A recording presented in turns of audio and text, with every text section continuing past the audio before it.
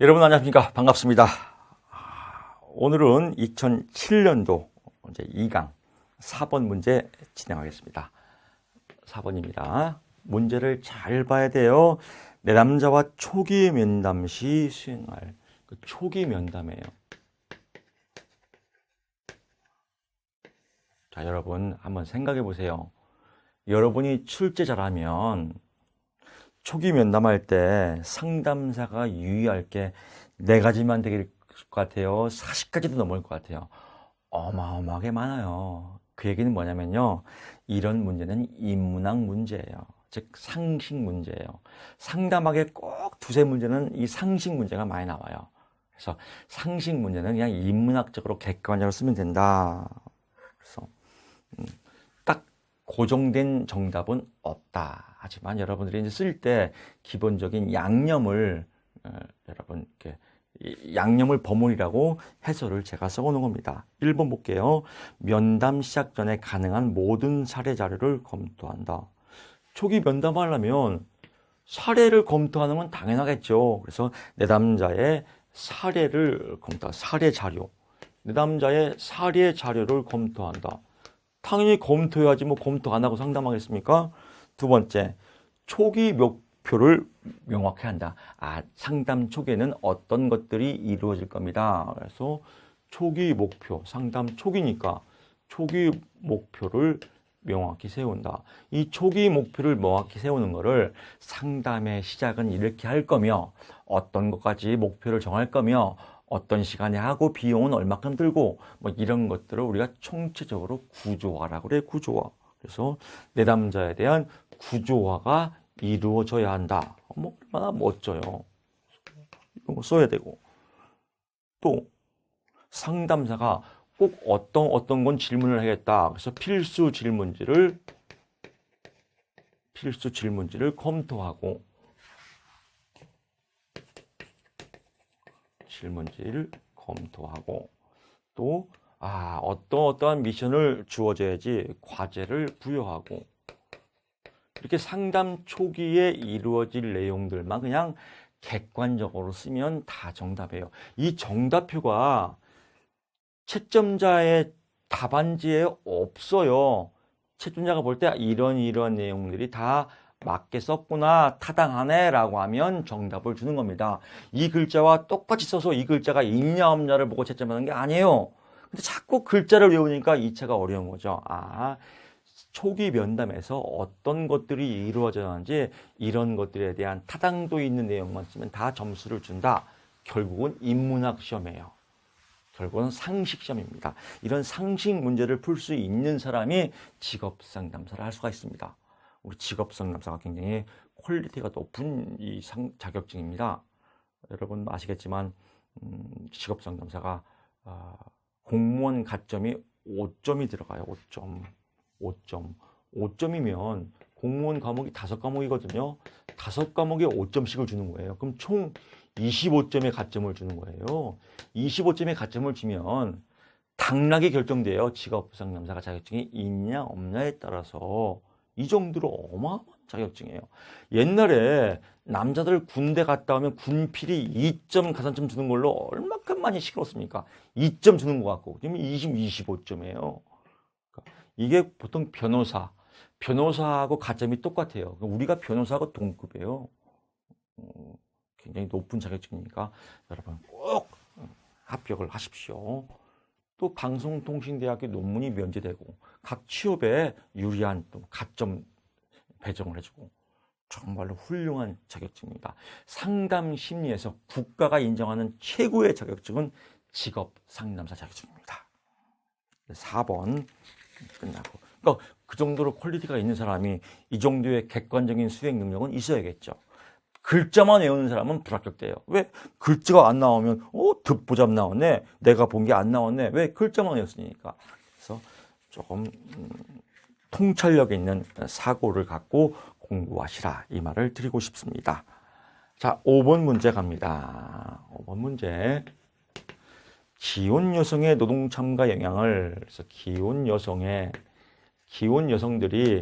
노동 참여가 힘들어요. 왜? 출산과 육아 때문에 그래서 기혼 여성들이 경제활동을 많이 참가를 해야 돼요. 노동참가가 경제활동 참가거든요. 경제활동을 참가할 때 어떤 요인을 갖고 참가하냐 이거예요. 이를 간략히 설명하죠. 뭐 설명도 간략히 해야 돼요. 길게 하면 짜증내요. 그러니까 간결하게 기혼 여성이 어떻게 경제활동을 하는지 한번 생각해보세요. 상식적으로. 집에 있다가 일을 나가려면 일단 시장 임금이 높아야 일할 맛이 나죠. 월급이 작으면 뭐하러 하겠습니까? 그래서 시장 임금이 높을수록 기혼 여성의 경제활동 참가율은 높아진다. 이렇게 쓰면 아름다운 답이겠죠. 또 두 번째, 아주 쉬운 거죠. 기혼 여성의 교육 수준이 높을수록 기혼 여성의 경제활동 참가율은 높아진다. 그래서 여러분 교육 수준을 높이기 위해서 지금 김덕기 교수의 강의를 지금 듣고 계신 거 아니에요? 왜? 교육을 받고 합격하려고. 증을 받으려고. 국가자격증 증을. 증이 있는 사람하고 없는 사람은 천지 차이죠. 또 세 번째, 자녀의 나이가 어릴수록 자녀 육아에 신경 쓰느라고 경제활동 참가가 내려가겠죠. 또 자녀의 수가 많을수록 또 자녀 양육에 신경 쓰느라고 경제활동 참가가 내려가겠죠. 이렇게. 또 뭐 여러 가지 있습니다. 가계 생산 기술의 발달.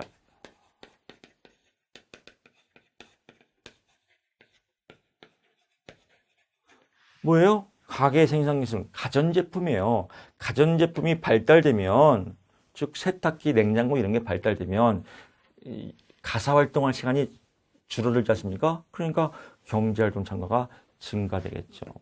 도시와의 개발, 여러 가지 답이 많아요. 이 중에서 그냥 4개만 골라 쓰면 됩니다. 그래서 여러분들이 입맛에 맞는 거 4개만 골라서 설명을 간단히 하면 또 4점이다. 직업 상담 시험 왜 이렇게 쉬운 거야? 2차가 너무너무 쉽네. 이렇게 생각이 드시는 분이 많을 겁니다. 또 어렵게 공부하신 분들은 저렇게 쉬운 걸 내가 괜히 어렵게 글자만 외웠네. 또 이런 생각도 들 겁니다. 6번 갑니다. 6번은 직업적 문제죠.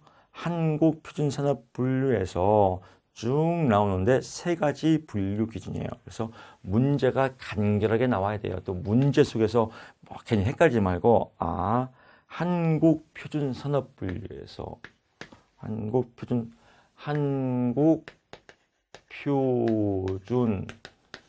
산업 분류에서 주어가 산업 분류의 분류 기준이에요. 그래서 분류 기준 이걸 외워야 돼. 분류 기준. 즉 표준 산업 분류에 분류 기준 3가지가 있는데 이 분류 기준이 뭐냐? 이걸 외워야 돼. 분류 기준은. 그래서 키워드가 산투생이다. 키워드가 뭐예요? 산투생. 그래서 산출물의 특성. 최종 생산물이 산출물이 무엇이 나와 있냐? 그 특성에 따라서 산업을 분류한다 이겁니다. 또 투입물의 특성. 뭘 집어넣냐? 제품을 만들 때 이 제품을 집어넣을 때 이 투입물에 따라서 또 산업을 분류하더라. 또 생산활동에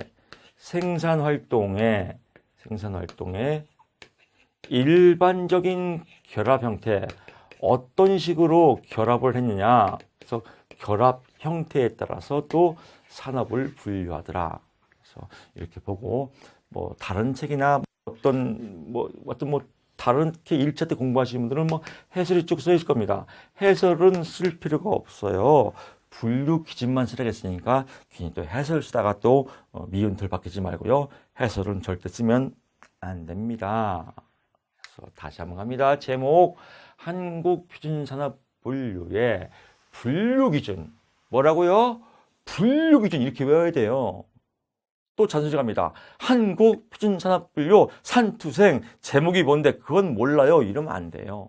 한국표준산업분류의 분류 기준, 산업을 분류하는 기준 세 가지가 있는데 그 세 가지가 뭐냐? 산투생이다. 이렇게.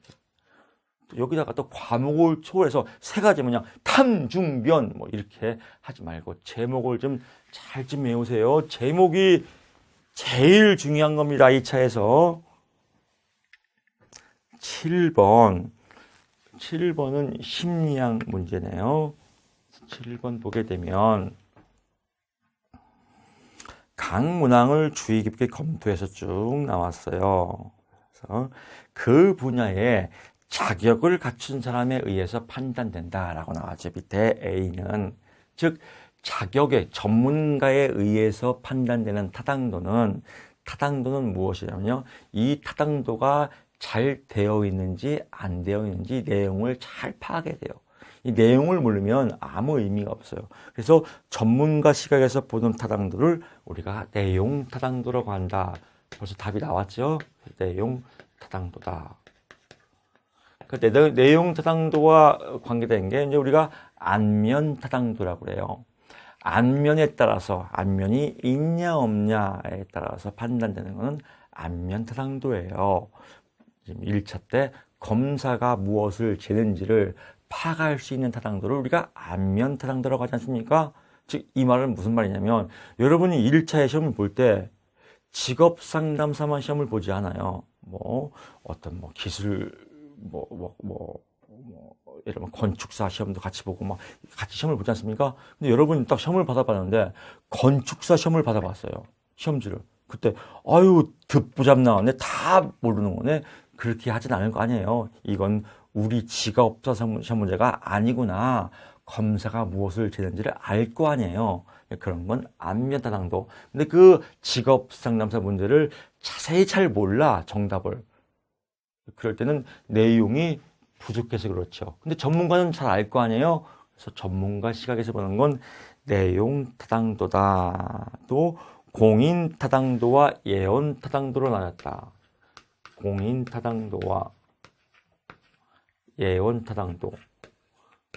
공인 타당도를 다른 말로 동시 타당도라고 그래요. 여러분, 공인 타당도라고 하기도 하고 동시 타당도라고 하기도 하고 또 헷갈리지 마시고요. 또 강의 들으면서 처음 듣는 분들 계실 거예요. 요거는 무엇을 통해서? 검증된 준거를 통해서 파악된다. 그래서 준거 타당도라고 그래요. 다시 갑니다. 타당도가 뭐라겠어요? 타당도 딱 나와야 돼요. 타당도는 맞냐 안 맞냐, 맞냐 안 맞냐 이거예요. 이걸 모르면 또 글자 외워요. 준거 타당도, 안면 타당도. 타당도가 뭐예요? 그건 모르죠. 들어봤는데 이러면 안 돼요. 또 타당도와 관계된 게 뭐가 있습니까? 신뢰도가 있죠. 그 신뢰도는 뭐예요? 갔냐 안 갔냐. 아주 간단한 용어를 학자들은 자꾸 어려운 말을 써야 있어 보여요.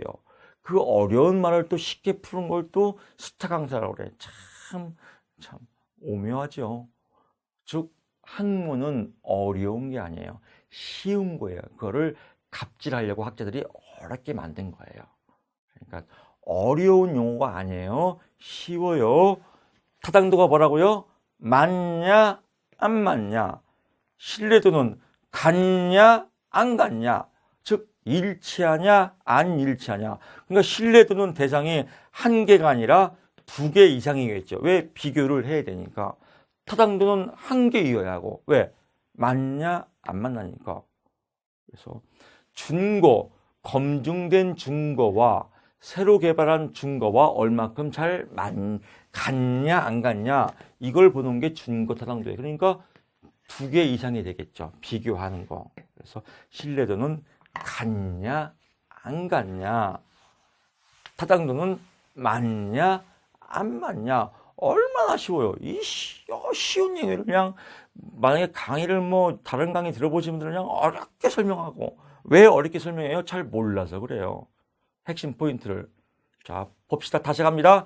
타당도 뭐예요? 맞냐 안 맞냐, 신뢰도 갔냐 안 갔냐. 아주 쉽죠.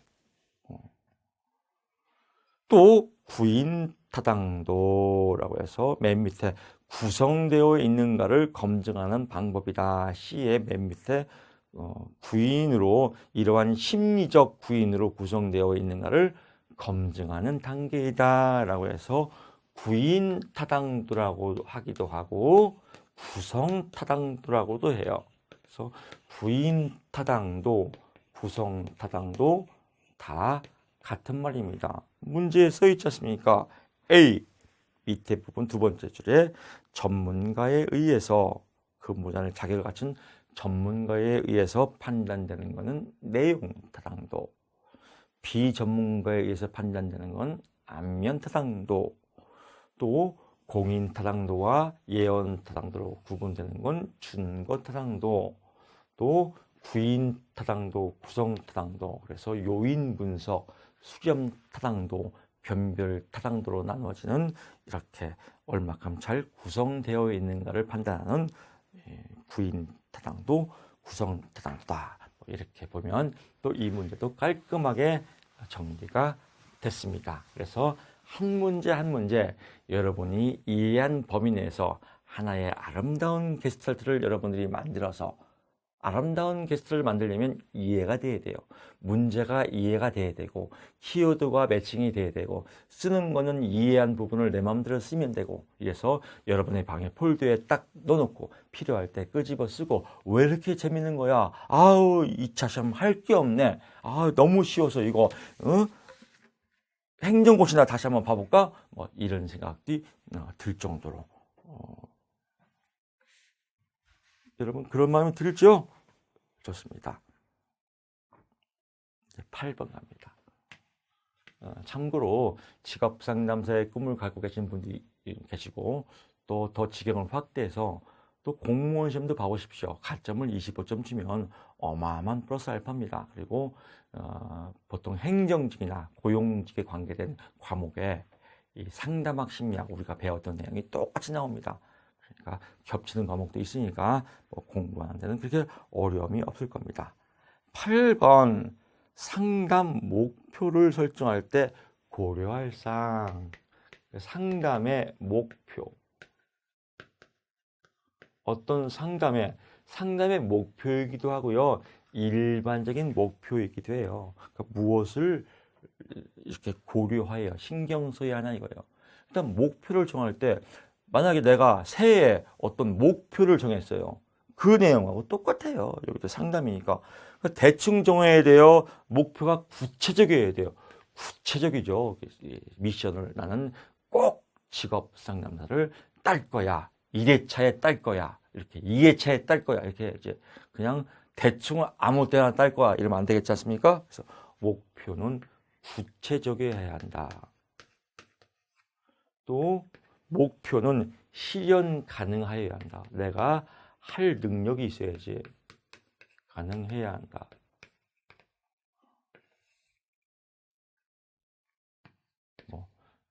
정규 꼴등이 만약 목표를 정하는데, 올해는 꼴등을 면하고 뒤에서 중간 정도로 가야겠다 이렇게 정해야지, 정규 꼴등이 갑자기 목표를 나는 정규 1등이 목표다 이러면 또 안 되겠죠. 그래서 실현 가능하겠다.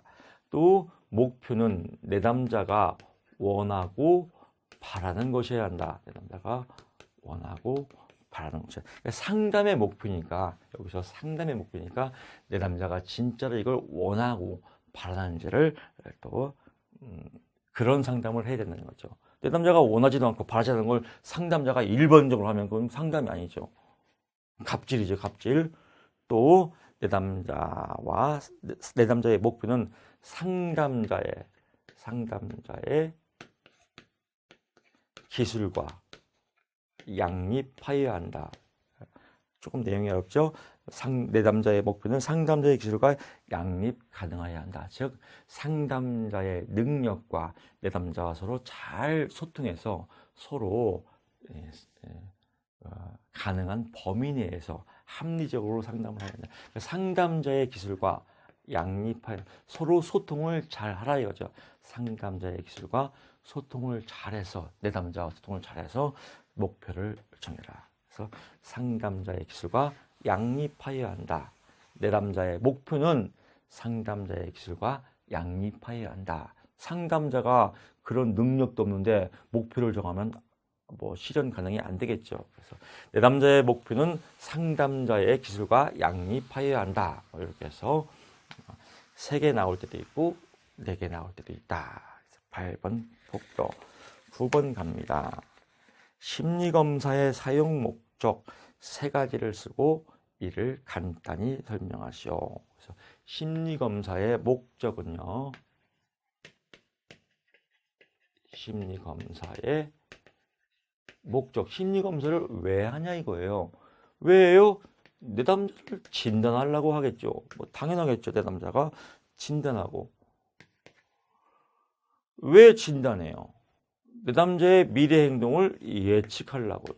그렇죠. 그 진단에 앞서서 뭘 해야 돼요? 내담자가 어떤 사람인지 조사를 하고. 그러니까 내담자가 어떤 사람인지 조사하고 또 조사한 걸 바탕으로 진단을 내리고 진단을 바탕으로 예측한다. 그래서 뭐 이렇게 순서가 더 쉽겠네요. 조진예. 좀 이렇게 발음이 이상한데 조진예.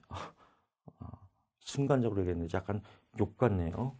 심리검사의 목적은 뭐예요? 조진예. 그래서 내담자를 조사하고 진단하고 예측하는 기능을 갖고 있다. 여러분 뭐 설명을 보면은 어렵지 않아요. 만약에 조사적 기능, 연구적 목적을 위해서 집단의 일반적인 경험을 조사할 수 있다. 이렇게 써도 되고 그냥 심리검사 내담자가 어떠한 상황인지에 대해서 사전에 조사하는 기능을 의미한다. 이렇게 써도 그냥 주절주절 쓰는 거는 정답이 없다. 여기는 말꼬리 잡아서 그냥 대충 버무리면 된다. 여러분 김치 담을 때하고 똑같아요. 자 보세요. 어머님들이 김치 담으실 때 여러분 정확히 재고예요. 그냥 대충 넣고 왼손으로 비비건 오른손으로 비비건 뭐 고추장을 많이 넣건 고춧가루를 덜 넣건 새우젓을 넣건 안 넣건 그건 별로 의미가 없어. 그냥 맛있게 담은 김치예요. 즉 엄마가 담은 김치도 김치, 종갓집 김치도 김치, 군대 김치도 김치예요. 물론 군대 김치는 양념이 덜 들어가겠죠. 그렇다고 김치가 아니라고 안 할 수 없지 않습니까? 그러니까 다 맞게 하는 거예요. 즉 양념이 들어가면 더 좀 고급져지겠죠. 근데 군대 김치도 김치예요. 그래서 양념 한두 개 갖고 버무리면 여러분 다 맞게 해줍니다. 너무 쓰는 거에 대한 강박관념을 갖지 마십시오. 하나 더 샘플링 할게요. 예측의 기능. 그러면 한 개인의 특성을 밝히고 미래 행위. 나는 미래 행위에 대해서 이걸로 글짓기 하겠다. 그러면 개인의 미래 행위에 대해서 예측하는 기능을 의미한다. 얼마나 멋져요. 그래서 너무 글자를 외우지 말라. 보시고요.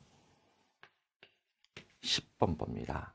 직업상담에서 검사 선택 시 고려해야 할. 그러니까 검사를 이것도 또 인문학 문제 나왔네요. 검사 선택의 문제예요. 검사를 선택할 때 어떻게 선택해야 돼요? 잘 선택해야겠지. 벌써 답이 나왔네요. 어떻게 해요? 잘. 근데 국가고시라 그렇게 쓰면 안 되겠죠. 첫째, 신뢰도가 검증된 검사 선택이니까 신뢰도가 검증된 검사를 하여야 한다. 두 번째, 타당도가 검증된 검사를 하여야 한다. 또 이걸 묶어서 표준화된 검사를 하여야 된다. 이 다 답이에요. 1번 갖고도 3문제가 나왔어요. 답이.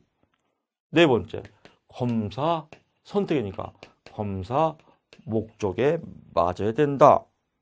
또 내담자의 문제를 파악할 수 있어야 된다. 또 실시가 용이하여야 된다. 경제성이 있어야 된다. 뭐 무궁무진해요. 그래서 여러분들이 이런 문제 쓰면 그냥 서비스 문제 나왔구나 땡 잡았네 뭐 이렇게 풀면 될 것 같습니다. 가장 기본적인 메인이 신뢰도, 타당도, 표준화, 객관성 뭐 이런 말 쓰면 다 답입니다. 11번 갑니다. 노동수요의 탄력성 및 노동공급의 탄력성 산출하는 공식. 이것도 아주 쉽지요. 그래서 노동수요 탄력성이에요. 탄력성은 움직임이에요. elastic, 그래서 움직임. 즉, 여러분 화장품 선전할 때 elastic, 탄력적이에요 이렇게 하죠. 좋은 말이에요, 나쁜 말이에요. 피부가 탄력적인 건 좋은 말이죠. 근데 노동수요가 제가 1강 때 뭐 했어요? 일자리다. 근데 일자리의 움직임이 커요. 왔다 갔다 해요. 탄력성이 커요. 우리는 근로자는 일자리가 안정적이 되는데 왔다 갔다 커. 그건 또 나쁜 거죠. 그래서 탄력성은 그때그때 상황에 따라 달려요. 근데 노동 수요가 탄력성의 산출 방법은 공식이에요, 공식. 어떤 공식을 갖고 있냐? 그럼 그래프를 보게 되면 우리가 노동 수요 곡선이죠. 자, 임금이 나와요, 임금. 즉 돈이 비싸면 여기는 노동 수요예요. 노동 수요는 다른 말로 뭐라 했죠? 일자리. 그래서 돈이 비싸면 일자리를 조금 만들어요, 기업은. 돈이 싸면 일자리를 많이 만들어요. 왜? 노동 수요는 주체가 기업이니까. 이거에 따라서 노동 수요가 변하는데 무엇에 따라서? 짝이 뭐예요? 무엇에 따라서? 임금에 따라서. 그래서 정확한 표현은 노동 수요의 임금 탄력성이에요. 정확한 표현은 노동 수요 일자리가 임금에 따라서 어떻게 움직이냐, 이게 공식이에요. 그러니까 노동 수요 탄력성 공식은 무엇에 따라서? 돈에 따라서. 그래서 임금의 탄력성, 임금의 탄력 변화율이죠. 임금이 얼마큼 변했냐. 그래서 임금의 변화율, 임금의 변화율 분의, 변화율은 100분율이라 퍼센테이지예요. 변화율 분의 일자리의 양. 그래서 노동 수요량의 변화율이다. 뭐 이렇게 보는 겁니다. 이제 똑같은 거죠. 노동 공급 곡선은 어떻게 움직여요? 임금에 따라서 무엇이 노동 공급은 뭐라 했어요? 공급, 팔려고 한다. 무엇을? 노동을. 누가? 근로자가. 왜? 일하려고. 그래서 일이다. 그래서 월급이 싸면 일을 적게 하고 월급이 비싸면 일을 늘린다. 그래서 이걸 노동 공급 곡선이라고 하셨으니까 무엇과 상대예요? 임금과 노동 공급과의 짝이죠. 그래서 이 그래프는 여러분들이 이해를 하시니까 지우면 되겠고요. 똑같죠. 이제 노동 공급 탄력성이죠. 무엇분에 똑같아요? 임금의 변화율분의 변화율, 100분율 퍼센테이지. 똑같이 주어가 뭐예요? 노동 공급이니까 노동 공급 양의 변화율이다.